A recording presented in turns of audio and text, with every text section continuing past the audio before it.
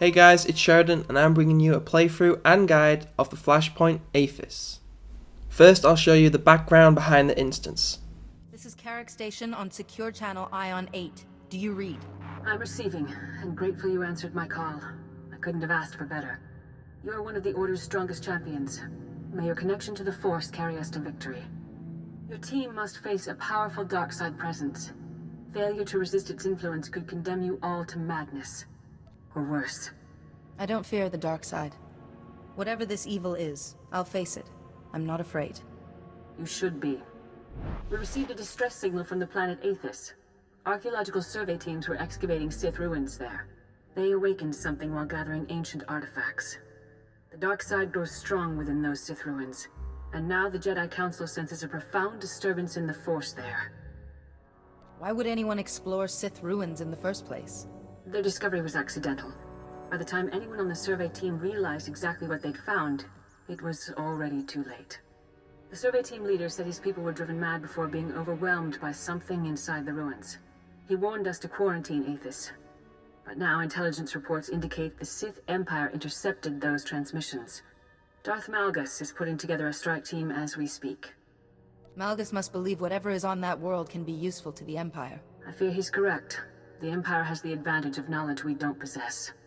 Whatever evil presence has been unleashed on Athiss must not be allowed to escape, or worse, become a weapon of the Empire.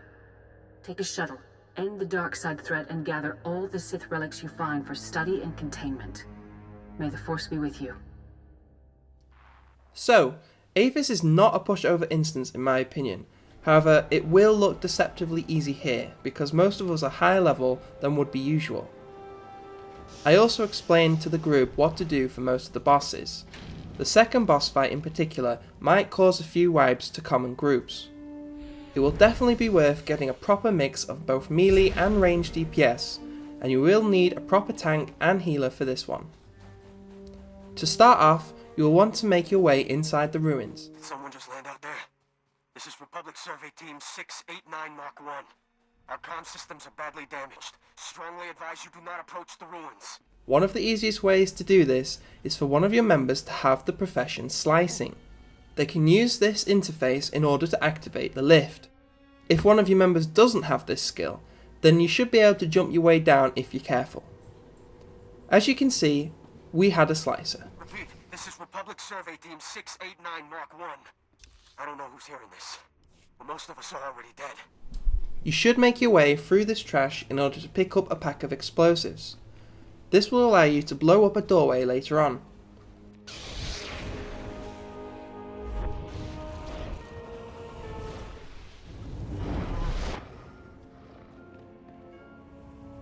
Continue to make your way through the trash. Remember, if you're not sure where to go, it's super easy to follow the map in this game. You can walk with it open and it will fade out so you can see where you're going, and at the same time where you're moving on the map. It's basically impossible to get lost if you keep checking. Now that you've reached the door, you can use the explosives to get through. However, I realised that there is actually a second option how to get through these doors. If you have someone in your group with archaeology, like I did, then they'll be able to use this device to get through. I have to go. As you can see, the trash are quite easy. However, this is just a warm up for more challenging packs for later on.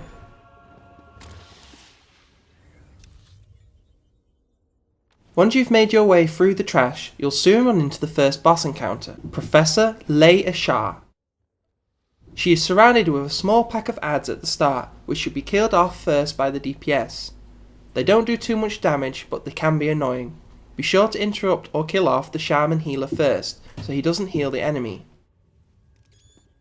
Are you a rescue mission? She also does a large cone of AoE attack, so the tank should face her away from the rest of the group.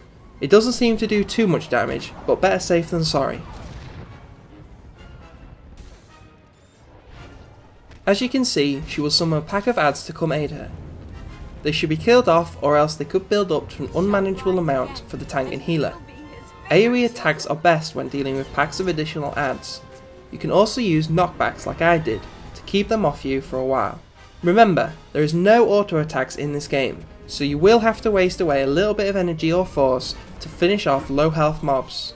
Luckily for me, I have a talent which regenerates my force while doing great DPS named Telekinetic Throw.